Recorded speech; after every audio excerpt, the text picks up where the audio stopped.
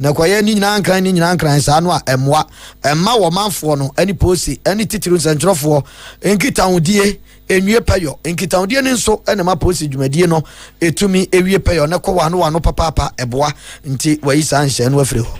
It is important to know that policing is not merely a profession but a significant responsibility that demands accountability to the public.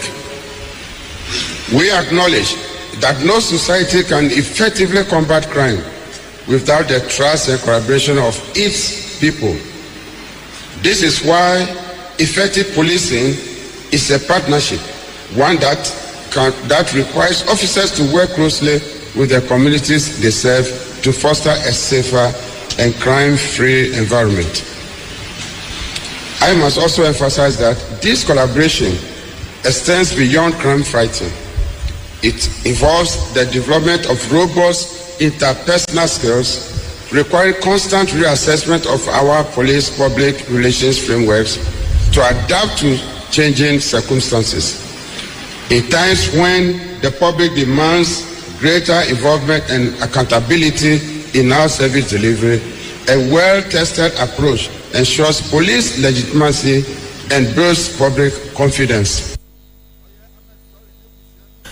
Yo, COP Christian Tete Yohunu, new IGP, Nene Atina, Posi for no Kasa, and Wasrum Sada Roma, won't Tetipaya on Koji, and Noa, and a woman found Concoye, a Jumatitru, 1 year in Central for Ebedinki Town, 1 in Central for Becca Sadiama, Posi Jumaku Pia Rusono, and in Central for Edin Como, Edin Kitawa, Fansimbia, one motin, and Fantitiapa near Kosibruni, Wakano professionalism, no, and yet Ejuma. Over the years, it is important to know that policing is not merely a profession but a significant responsibility that demands accountability to the public. We acknowledge that the intentional, professional, and instructive strictly aligned with police directives, particularly Service Instructions Number 7 SI7, which provides clearly the guidelines for this engagement. As police public affairs officers, we are responsible for managing the relationship between the service and the media, always guided by the core values and ethical standards of the Ghana Police Service. My 3 pillars to you going forward include: 1. It is our responsibility to protect the confidentiality and integrity of sensitive information while balancing this duty with the need to remain as open and transparent as possible. Yo, nti IGP for COP Christian Tete Yohunu ana yete ninsemi biedi kan de maamo ya kan kasemu ansa na de kobro for kasemu. Ya twaso e won samfufuro mu Ahmed Swale ye nyina ya beka ye yensentwroni a emfie mpino ni dunkru 2019 ni mu no obi ebo nutuo ku no Madina mpatamu ho won kan pumpuni mantama ho nsam de ene be ye pinso e mamanfo tete ne sre ne abasa na amane ya yensa ka kire ma dani owusu krantin ya mpanifo ache no na wo Madina court enra kwadi ni kogina ho a omo chemu kura woto Ahmed Swale picture ananimfo nyini ma eye Canada Japan ene ne ekeka ho obechemu se nte saa ne ho nsaba ye de na kwa remand se proof da no 1 April won samra no abusua wo mabusuani ene Ahmed Swale chemu a we no eye nkrahesem esan so no munim sa asem na ye fode te se bola suja esan sa ye kan emfie bensi ani enso ho asem bia ni ho na ba bontia asa ye kan asa ye nka na emomo no de kwa so na enu ho na awatwe mu no amomanya ni da so se de tie bia omo bepe ye justice ana tentene ne ama Ahmed Swale na we mpokra no anya abusua no kwa no mani aje wo sense ntrofo so ani gie esan so bi mo ho mo ye adwuma intimidation pa na ekoso ewomu we chese obi ye obani a emra ani ni bedi de nti e ma ye de dwumadie e ba ha ne se ye hwe ahokeka ewo facility hospitals nimu municipal nimu no facilities a ewo mu no ye wo ye hwe omo wo hawo wa wo hwe omo chip compound ya sebe enye baabi a esenka ombeje ayarehwe nti na esi ye behwe ne ye toto adwene ne ne mpanfo susu adwene ne ye hwe mwa ye betumi abo om no matumi apagam na ehaw bia ewo om ho no nti ama om ye ba om nye health insurance no om ka kire yen ene mo TB abusuafo mo mfanche ese Mustafa Idrisu ya ono ye kasamafo ma ameswale abusua no ene no enye no na ye boye muntie ene na wode abetu edwa.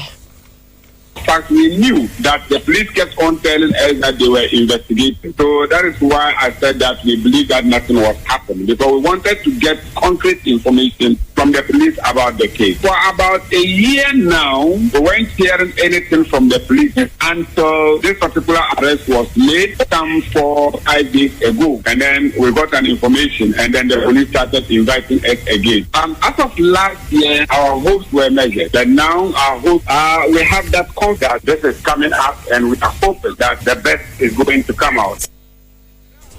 Where Mustafa Idrisu ya wonu ya kasama former Ahmed Swale ebusia na akani dom kwabenya abato mpesua so nmra se dwane Maame Sara Adwasafo eja emfuturo ni nyina adwo kwasi brumbeka se the dust has settled the afena eja wonam na wo kan nsem kire ni se mukai mere bia atwa mu usuna me yo usuna me ya no obonyum ni ade alumba nyum bra na MPP amanyoku mra se odwafo mu hia no papa mra se odwafim na wo amanone mu nsem je bebre ni ade sa mra no anka hwe yeto abawie ya MPP awe potoi fe na eja wafrase ya won so wo kire ni nsemu na wose asemba ko ha no pa isi opese wo kire magana fo hunu ene soboa NPP for the board no ema ebinum kura tumi eko mampani na nado danko akufu ado okura ko ka kire nsan sa tama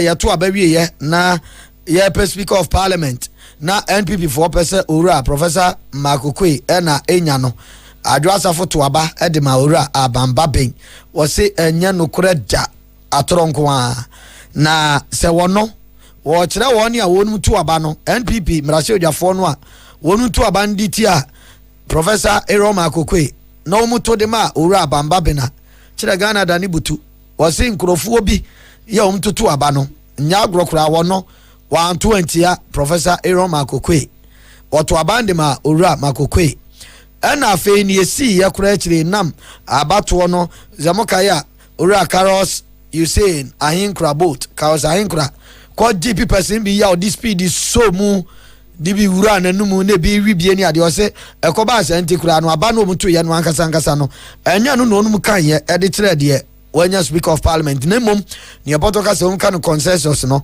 ye se o mu panifo no no mu kotra se de aye ne de mom ya ni a yemfa ya adwen yen kan mum na yen ntum ne yemfa maba ko ntinya aba ne so kura no mu gina ya o mu de eye ye wura ba ben speaker of parliament sidane ekoya Adwasafo no okotuti awokwe ema abagben baye na no ne yakan metuma no mentu anka menko am person me push over omubru tu omubua na enye tu udu ba bi om se 1 omudu ba bi 2 ntia obi tutu kan Adwasafo no omukotuti aye na enkofu ekotuti aye na ebru na omo be kan nsem kire yen leaders no se monko yeto monkra na monko kan kire nanano na ni enim kofa no mafasa adwen no and they did exactly what they wanted to do.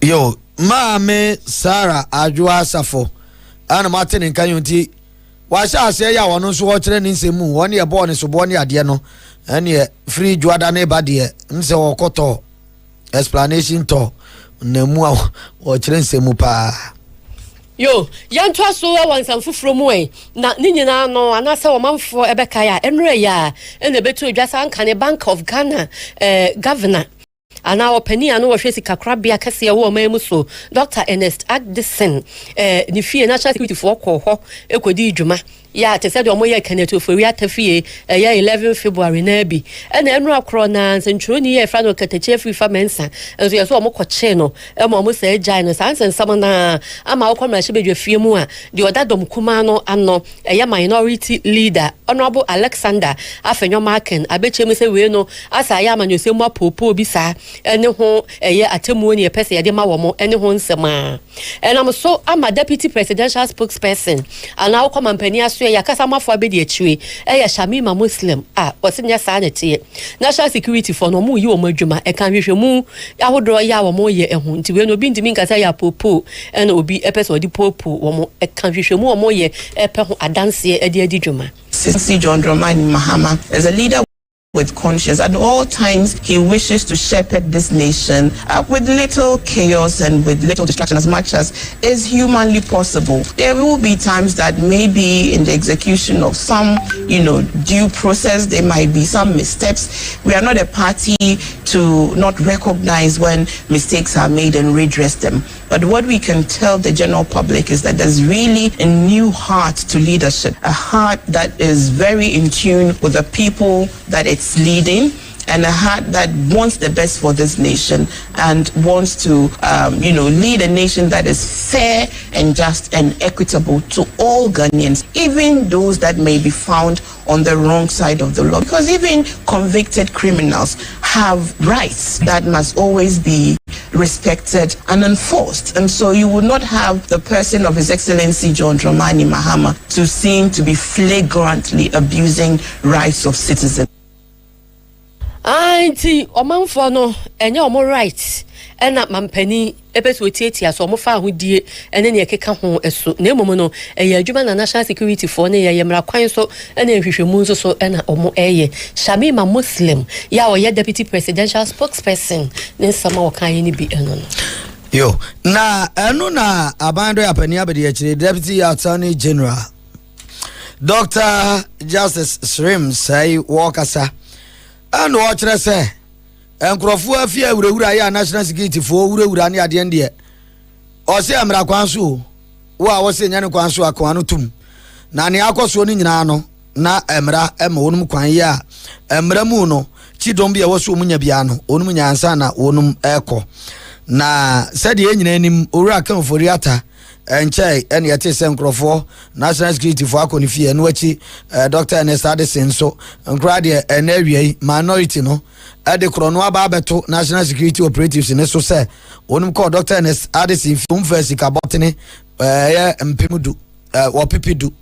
And a ton Chania Nere, and Sumadian and Comadian and Kawa, Jeweris in so, yo, Masters are no doso podia, minority say, Umunya no, the national security fortress, so Marco Bokro no, Sana minority for Necanano, and a deputy attorney general say, 1 year, national security for Mufi Nano, ye 1 year. Abani Susu say, Unma Bomano Cronwas so many sika.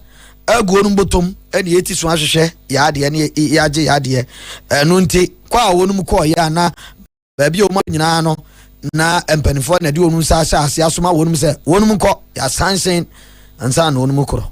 By concerns are on two sides. There are a group of people who believe that the AG is actually being aggressive. And people last night there were some complaints, searches conducted in some homes, and the views are divided. But I would like to assure the public that we are, as much as we can, pursuing persons who I believe or are suspected to have looted, state assets, and the main money or other properties. We are committed, and work is going on for that to be done. Most importantly, we are also doing so within the framework of rule of law.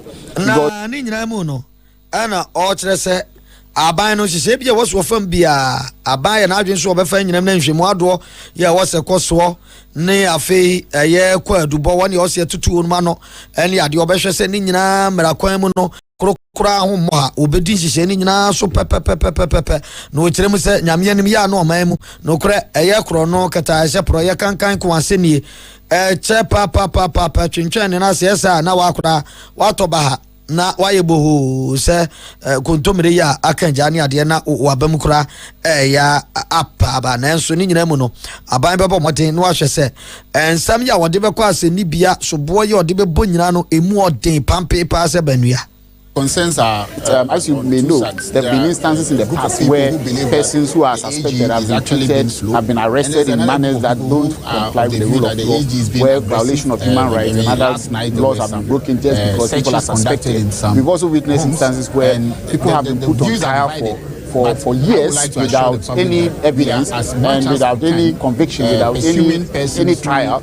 and they wake up, go to court, and they are just spending money on lawyers. We are determined, and when I say we, I mean my boss, the Attorney General. He is of the view, his policy is that he will not put anyone before any court without having sufficient evidence to prosecute the person. So the reason for the delay we are seeing, or what most of the public are seeing as delay, is that we are making sure that we get it right, we get the evidence before we put someone in court. We are not in the business, or we will not be in the business of putting people before the court and now seeking permission to go and now look for the evidence. At least we must have what we call sufficient evidence to be able to put on lawyers.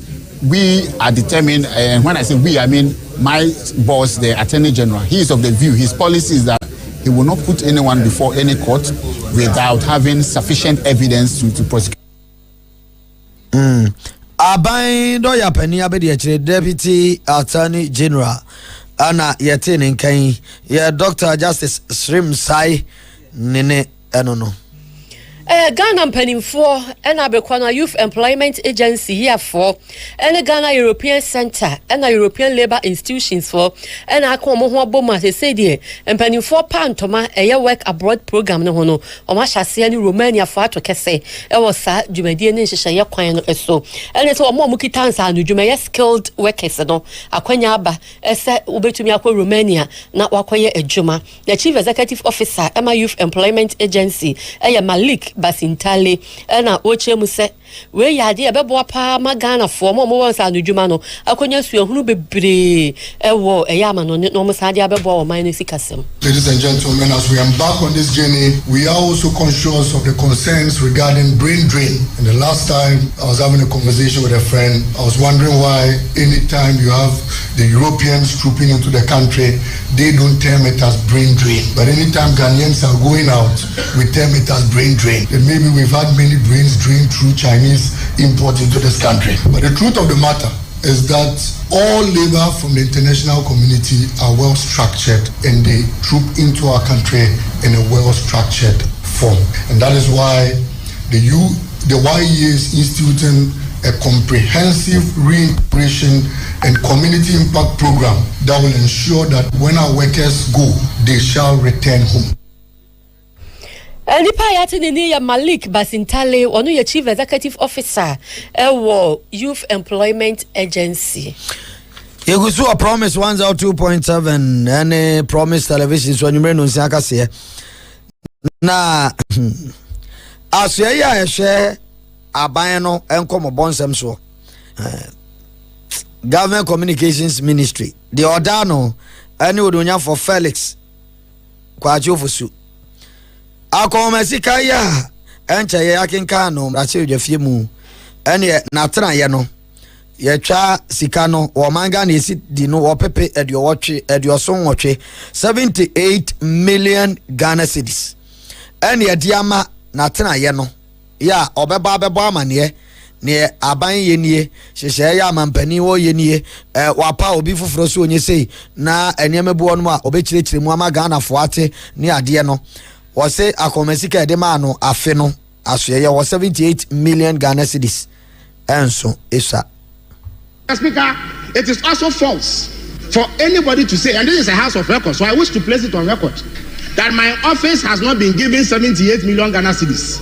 There are three agencies that I superintend, namely the Ghana Broadcasting Corporation, the Information Service Department, and the Ghana News Agency. These three agencies alone have 2,537 civil servants. And it is these civil servants who have been allocated 78 million Ghana cedis in both goods and services. Mr. Speaker, it is woefully inadequate for them because the Ghana Broadcasting Corporation alone needs 36 million Ghana cedis to establish a presence in the 6 regions that they created. Mr. Speaker, the Ghana Broadcasting Corporation alone needs 37 million Ghana cedis to establish a presence in the 6 regions that they created. And yet all three agencies are sharing 78 million Ghana cedis. So it is a complete untruth for anybody to say that I have been allocated 78 million Ghana cedis. Ononya for Felix Kwachi Ofosu, Minister for Government Communications, watch say nyumaku ehye no ase de obo nyumaku miensa Ghana Broadcasting Corporation GBC of Information Service Department Ghana News Agency onum nyina hye na se ti se kanu a ye twade ama no se na ko mesika do esu papa eni abrepa je ne ka ho ana GBC na Information Service ya kwa sen South ma hye bedwani owo ho e Reverend Intim Fodjo eno wo chem se mampani mahama nanka once sa Dr. George Kufi Dampare IGP ya enka na ye pa wose no kra ye ka Dr. Kufi Dampare no wo ye adwuma pa na adwuma so ani tinka wose wo ho no woto na adwuma no so na wo ye adwuma na nwanwa sa mampani esesem mo sanza na adwuma ye de ye ka enko yobi a na esombo na so ani Dr. Kufi Dampare, however people may have whatever assessment they may have of him, objectively looking, in the Fourth Republic, he will come across as one of the highest performing IGPs we've had. What are the main KPIs? We look at the statistics on crime rates. We look at police visibility. We look at perception of the public of the police system. We look at sanctity and discipline within the ranks. But he scores very high. See how he sanitized the headquarters. All of a sudden, there was order. And you would, if you have not been there for a while, you would not believe that you are at the head office of the Ghana Police Service. That the very day he was removed, see the chaos that erupted, which is most regrettable. And so for me, that jubilation was needless, because when people have said, our TISA group was a global organization, Global Peace Index, many organizations, they ranked Ghana 2024 as the second most peaceful country in Africa. And in terms of crime rates globally, they rank Ghana more favorably ahead of Australia and Canada. And so if you have an IGP who have been able to, among other things, bring us to this point, there will definitely be some shortfalls here and there. But largely, he deserves some credit. So if a new president has come, I would have wished he continues with him. Reverend Tim Fodjo asam no wo kasa no eno wo se mampani dada Akufo-Addo ono nya de oba ye cheso wo se san ne mpanimfo ni nyina eto sa wo mo ho no wo hwe e ma de wo se wo ye na adwuma etumi eye. When President Akufo-Addo took over in 2017, January 7th, the Chief of Defense Staff then was Mr. Samson Oji, who was a Vice Marshal, and Chief of Staff at the time, Major General Adeti. Those were the only two changes he made. And on record, when he changed them, he did not sweep across the entire brass of top commands. He did not sack or dismiss all 2-star generals, major generals and equivalent, lieutenant generals and equivalent. He ensured that the most senior among the commands that he had come to meet was one that he appointed to replace the outgoing Chief of Defense Staff. So Major General Aqua at the time, he was the Chief of Army Staff, as we say, Army Commander. And he was appointed by President Mahama. But that was the general that President Akufo-Addo promoted to become the Chief of Defense Staff. He didn't sack everybody appointed by President Mahama, every general, every commandant. He didn't sack everyone to recreate new ranks and new generals for himself. And then when he promoted Major General Aqua at the time as the Army Commander, the replacement he found for the Army Commander was one of the most senior among the generals, General Ayamdo at the time, if you remember. So General Ayamdo was the one who became the Army Commander. He didn't touch the Chief of Navy. He didn't touch the Chief of Air Force, for instance. They all were maintained and served to their full term. They have 3 years term that. And yeah, South, Mashebejani, Reverend Intim Fodjo. Egu kasianso a promise 102.7 FM ne promise television so ya nwumre ya de eso mo achichi eni pinche mu a na akane Exim Bank penia na wodano anase na eyere dia former CEO. He say one day Brazil dwani de mo manfo awonum ewo Himan Denchra na afofem Himan Lower Denchra. Ononya for Lawrence ajinsem one eka say na was one day at this ready no dey maso for finance minister say and now ogibia bo e wo manga na mu no hotel bills no any fees charges no anu odin papa ebo no wasrobo na den It is was a 24-hour economy omo moten na onye hyehyema hotel ahodo bo a wonum agie no wonum tete so mra from frise wo bebre ya wo mpeso mba kwansra wo manga na mu no wo ba ba bi odi nti beto hotel de obeda ko iso obekọ ne ade ne bo nko akora no etimi bududu no abem na wonum ya atwe asan 24-hour economy omuka so wo so kan ne nka charge every hotel de for so won dia no pa wi anwumre ne anajo won si wo sa sankrofo ba ne oni ewura mu apia ko oni awodum da ma ade ache de se ne 24-hour economy opese ya adwuma pa dia hotel bo won tete so na intimi mwa ukoda Ghana hotel bia be $100, $200, $400 nimpa de betcha tickets and until now back for any at the time no even airport tax you trip because sa airport tax no e be can cost of ticket abata e ma o bankana in Ghana which was previously a destination about football until said another down day a year of return and buy na conform ha I'm for Eco Dubai Mauritius Seychelles because Okowa hotel na the boy they have for it is a 1% levy on tourism development no like a home here say about it because I know and I mean about 24-hour economy no because hotels 24 hours restaurant be 24 hours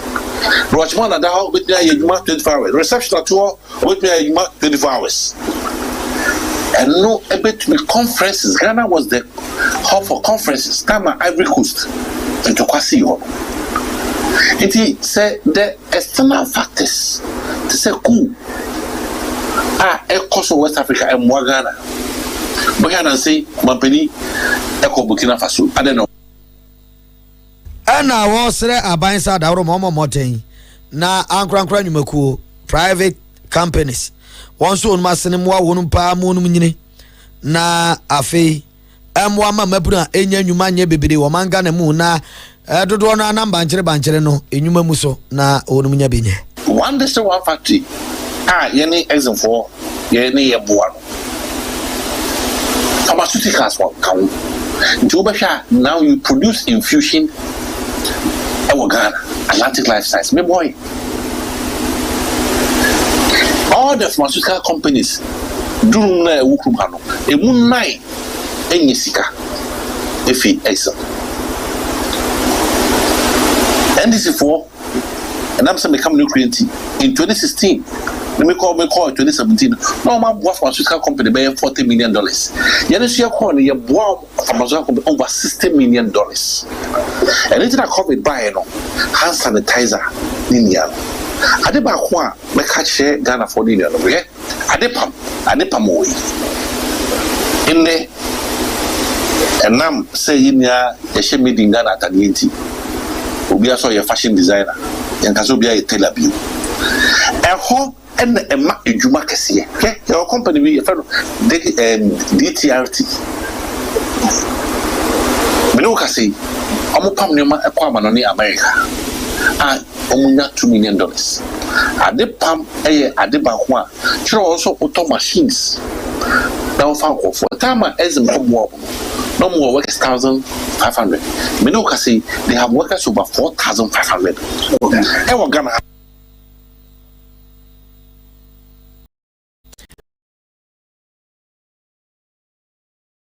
wayem rase jani de mo manfo wonu wo himan danger na for from himan lower danger nene ene yeti yi yankwa amanse South Mansi mo wasante mantamu mansu tontokrom zongo for chairman ya wo ho Ibrahim Haruna was wo besre no wasre be ofri na komam heartfelt play pan or dema emabunu ye wo man Ghana mu se de o man ni da so ya san enubani no mu ni also best anya so man da che na die yenya ni da so papa bia wo ho o se hu hia kra obesre mabru so mo na ye do mbe chechire wo man no da chi bi wo so mo so chechire de tu nchiri ma ho nti so mo de sa bra boni we pass nu boni nom ene nsa bro ne ma nsam fata ene bebo mo bra dia na che so ma begu o man nu ma sekola o man na mo bra wo kwan bia so nti obesre o ye babu na mo ani mre nwomasua wa ankasa wa bra bomu no primpum tuo e ma wo ho na abrikọ no so society ana mpatamu a wote wo man mu no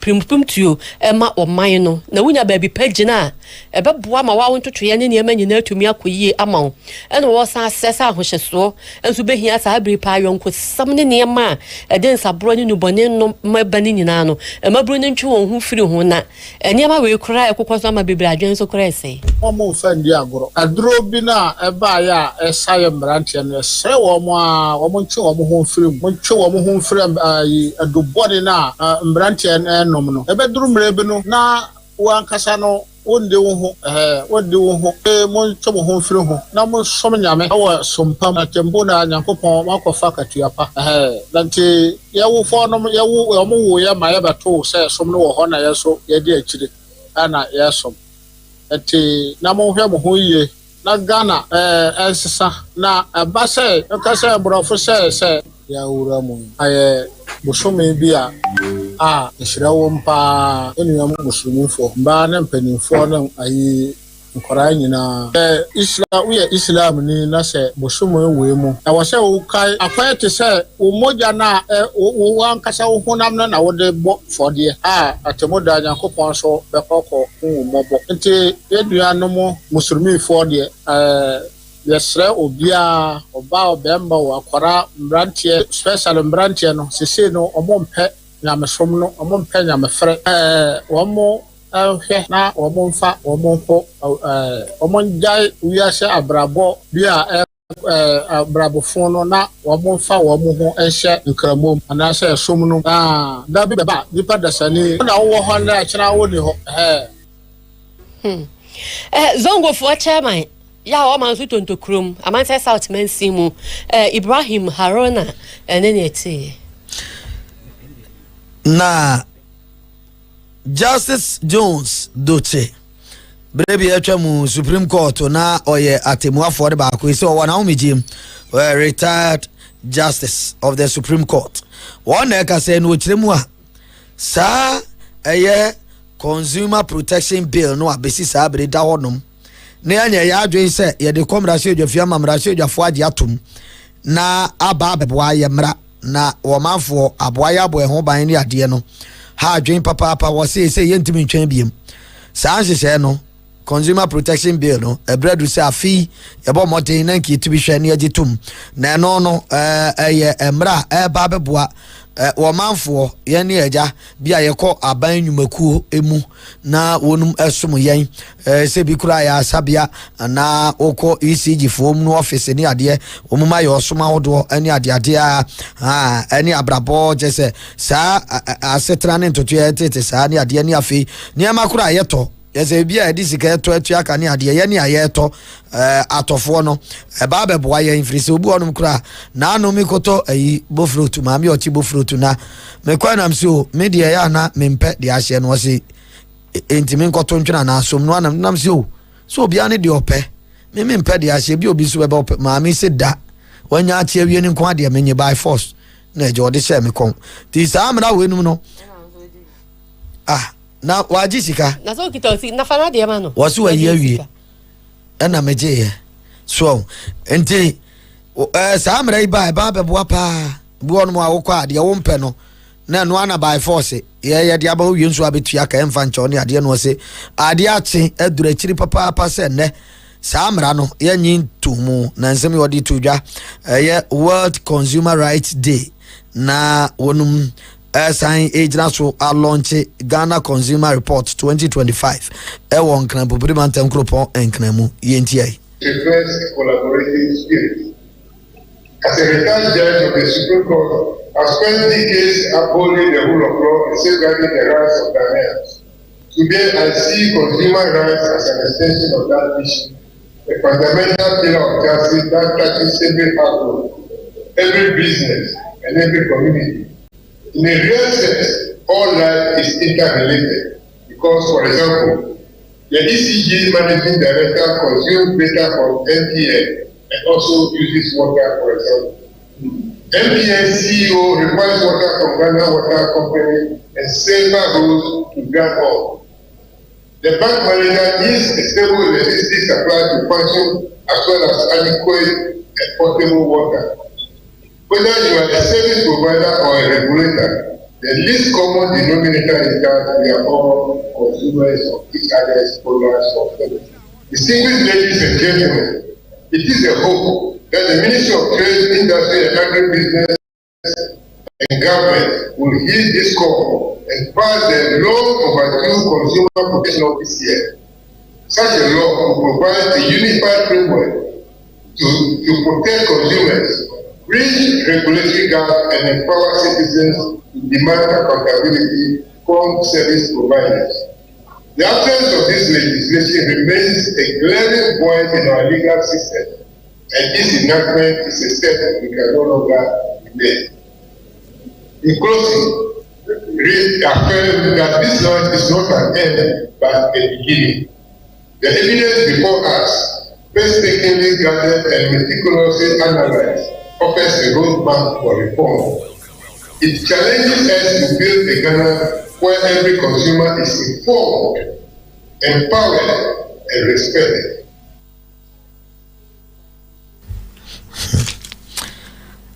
Director the mass standards our Ministry of Trade and Industry. Also the Accra Tuja, Patricia Boating Bano. Nenza kakra di tuja yentie bia. A consumer should be able to purchase any product of his or his choice confidently without any doubt about the performance or the durability of that particular product.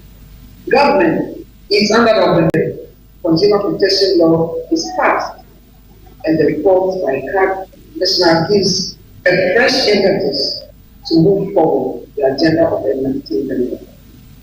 We learned that the report spans 8 critical sectors, namely telecommunications, safety, e-commerce, banking, electricity, water, waste management, and aviation. Fragmented regulations across sectors create gap in enforcement, leaving consumers to bear the burden of poor services, limited awareness, and inadequate redress mechanisms. Yo, enti Maame Patricia Boating Bano. Kakra no so di tuja ewe hyiamudie no ase na yete yi. Yeah, kwa Western North Region is so municipal. Na Health Insurance Directorate, yeah, wo hono mo no. Na aye dwumadie bia wo dwumadie no efa Health Insurance card no kwa man for be register. Ho enchekere ne ho ntete ye dwumadie na wo de ye bedwamu kasa kere no. Na na so ma municipal manager ma wo mo ye Madam Comfort na ya apia. Na wo chemu se no kure ni munie. Ensanka ye bi wo ho a eden. Over health insurance or facilities and I can't any near more what you mujuma and sunny into na kono so metro ni din na health insurance no o meka ho bi into obes lesson penny for enya ho bibi na health insurance no o moye ni ya na eboa ama pomde mapanso atimi akoso e wo manfo asetena mu na edwabo no ekoso nkonya ya eno e wo mansini no emu de nti e ma ye de dwumadie e ba ha ne se ye hwe ahokeka ewo hospitals nimu municipal nimu no facilities a ewo mu no ye wo ehwe mo wo hawo wan wo hwe mo chip compound ya sebe enye baabi a esenka ombegya yarehwe nti na esi ye behwe ne ye toto adwene ne ye ne mpanfo susu adwene ne ye hwe mo a ye betumi abo mo no matumi apagam na ehaw bia ewo mo ho no nti ama mo ye ba omunye health insurance no omo ka kire yen ene mo amu TB say amanfo feel say health insurance no kra wo yes ka gigye nti ene omunye card no ese yen ye ba ne ye betumi administify ye betumi eyi sa adwene ne fie omutim na ema omutumi enye gidie ene arehwemu ewo yemu se na be ya ombetumi aye card no na adwuma no agina ne naso na yeso omukọ ayaresabia yetumi ahwe omu yi Madam Comfort Nana Yapia, no, municipal manager, health insurance scheme, and our authority, a year, Sefio, municipal, and then you know. Now, Madam Safra Gabriel, ya midwife, Quenya, any abrabra, and also Chile, how near Manu, Mufum, Mujume DNA health insurance in Simu.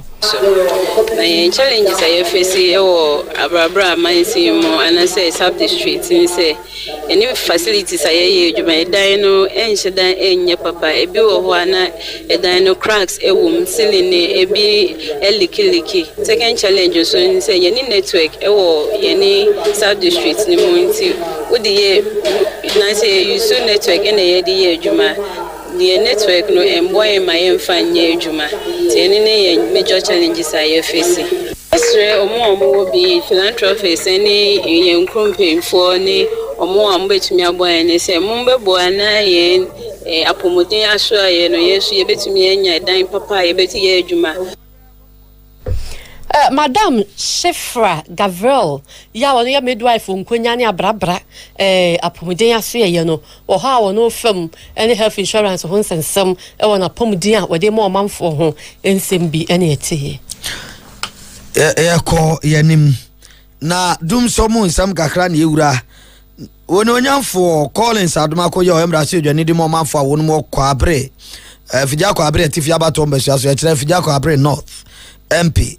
Ano ne swafwa osha wadeni ensem so energy minister ononya for John Abdullah Jinapo kasasa da woro momo moten na titiru asante memu dum so bia yiniti titiru Kumasi Kurupon mu won kire kwani ya wofa so na sa dum so no waso ano de ankura na de sa dum so no kura ba de pote no ha no na ekwan be no wofa so waso ano na afei asante memu Kurupon Kumasi atumi enyankane e begina so said ye aban we babeto ye John Jinapo.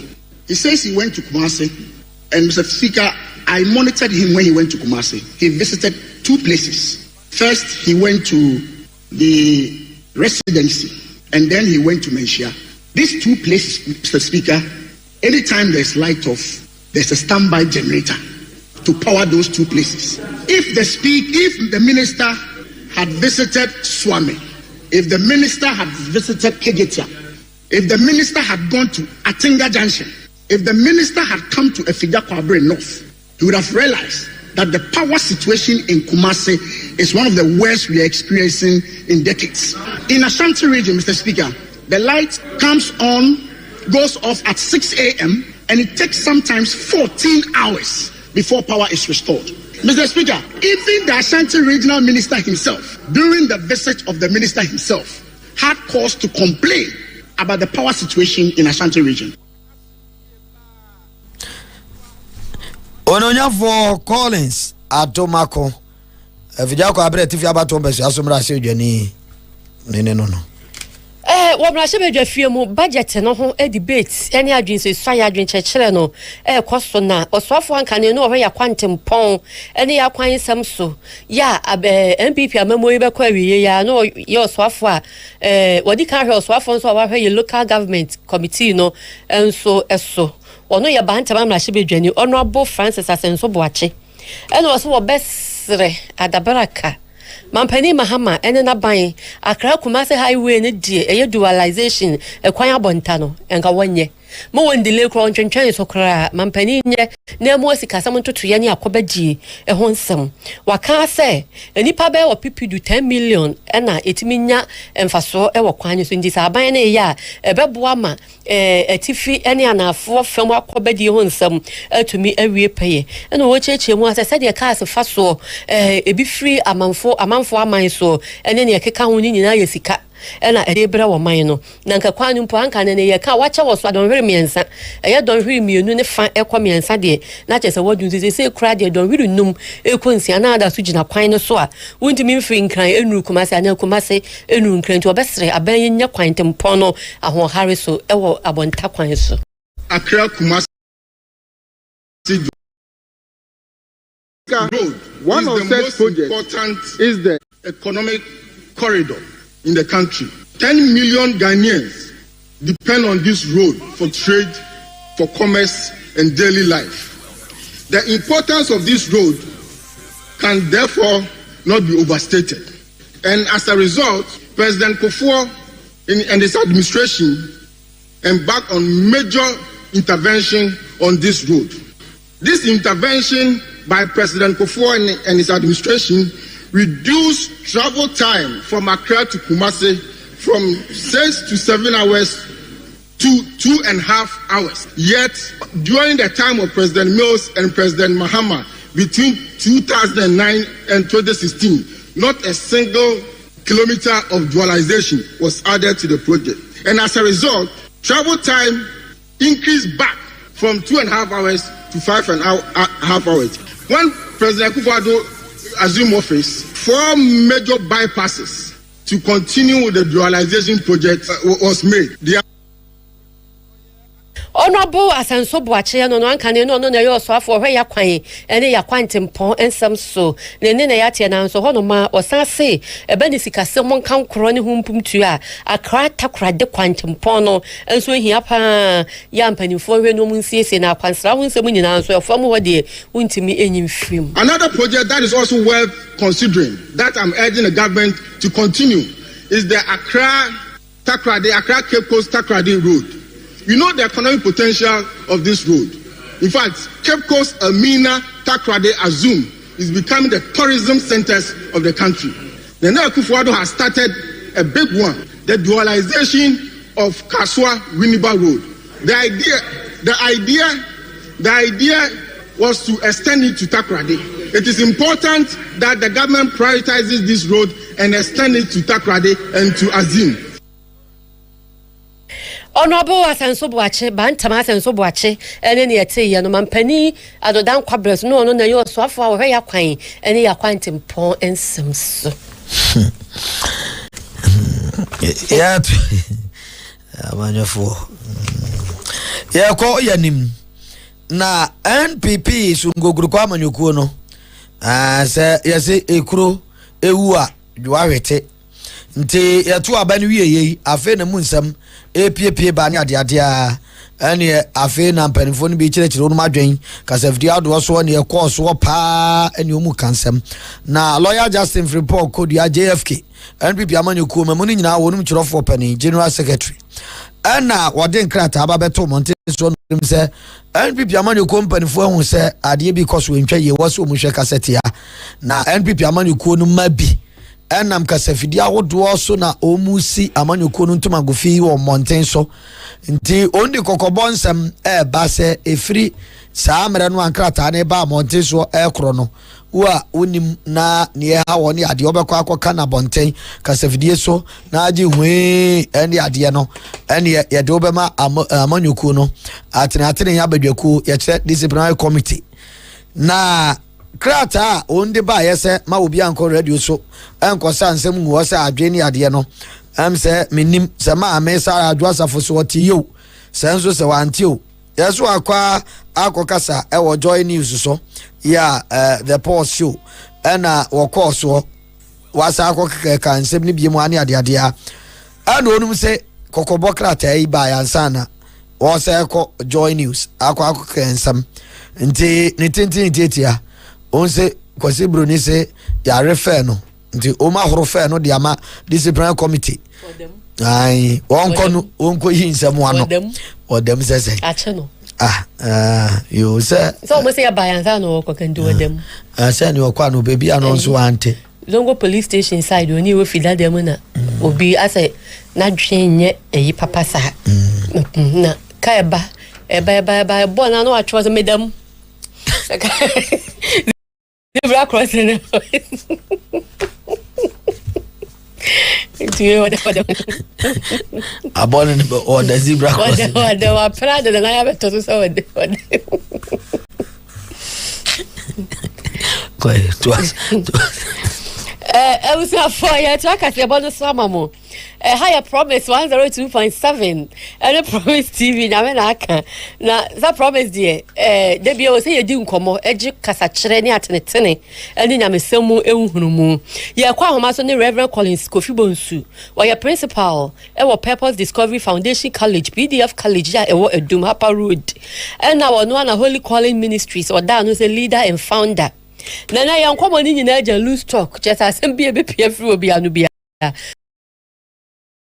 na wo kan ye hwe nyuma ye ni enu amon dofo no montam ye kru ne ye mpra no montam obi asem bia ba no obi kura timi kasa me manu me ho kura asem be fa obi say e ma fo nyana ne oho otan pa so na wo dwe aha just asem obi so kasa fo asem ko nzemunu na akeka ene ne etete sa loose talk e kwa be ye be fa so ye ba avoid ye be si ho kwa na ye mfa ye ho ewuwura mu Reverend Collins Bonsu Kaka Bonsu Hello, I feel like Wofa family. Madre. Bonsu. Loose talk ne sama bobo bi na unso ebi nso ne de. Odo peace. That's it. Maame Afia o he fo ya you on Promise TV and one I would see your Promise. Obviously Atta Frimpong. Once abrabo aye bu nyina no.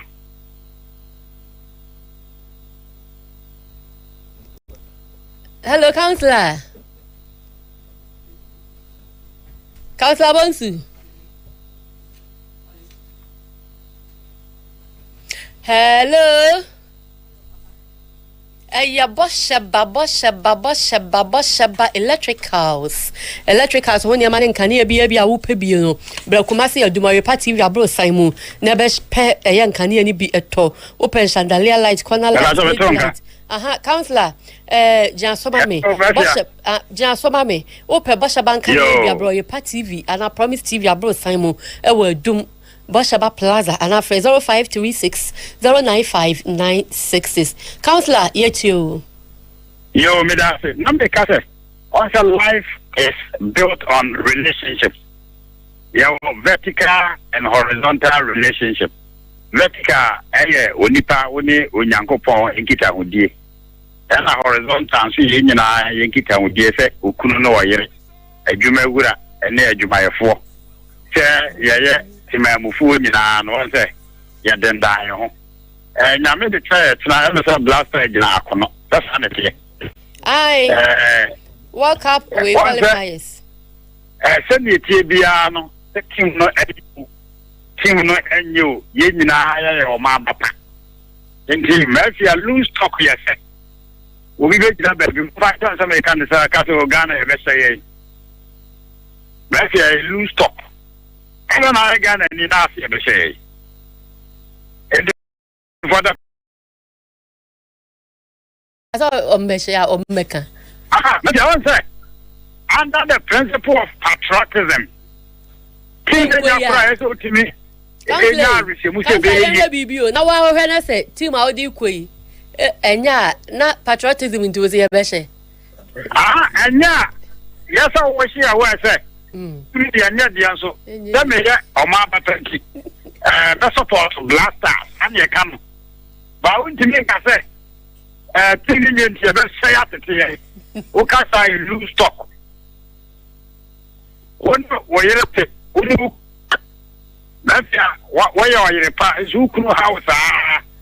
That could be me who are. Come on, one no was it, Mamma Wareme, a loose stock. And no one we know one so yes. It is loose stock, yes, sir. We know be a Juma. And you are right, so the way I have one Jumana, across one so was something then. A Juma rock of fire was a young one of the Juma, being maybe a lady. That's a loose stock. Sorry, Namia Safu. What I said, you will be on the donor who fear. That's a say, no. Now, FBI, so, and now, sorry, to be and Tisana Mono. I feel, where just for no, and then I saw the baby shower, Mammy. Papa, many of me who watch it, and we not watch them.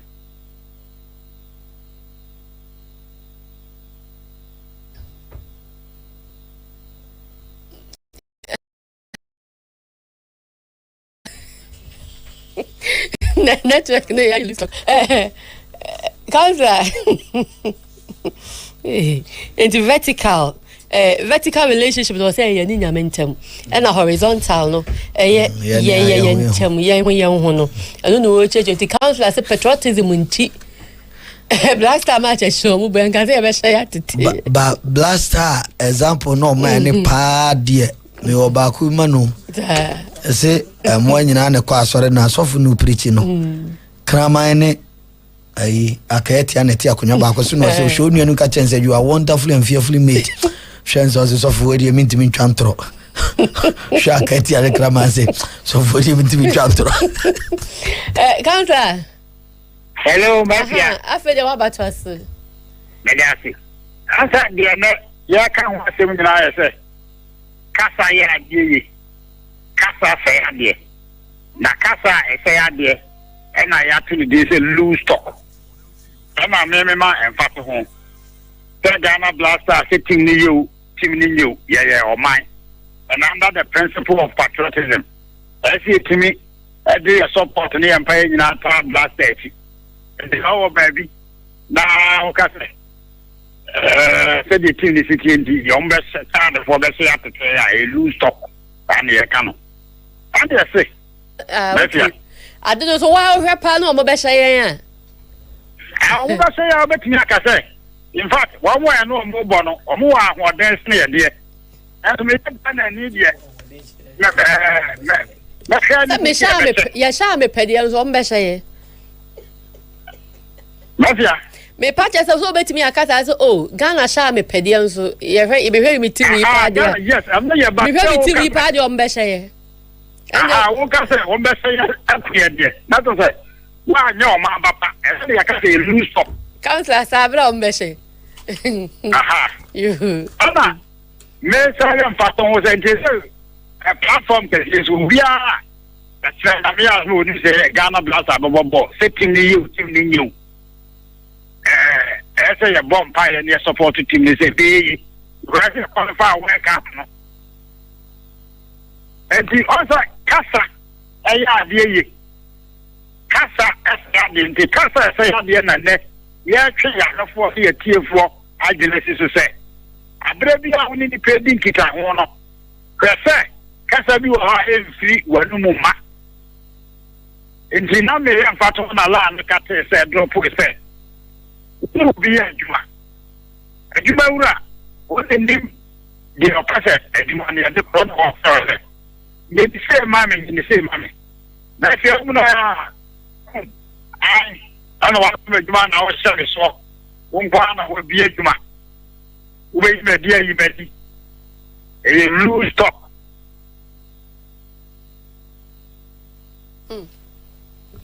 Counselor.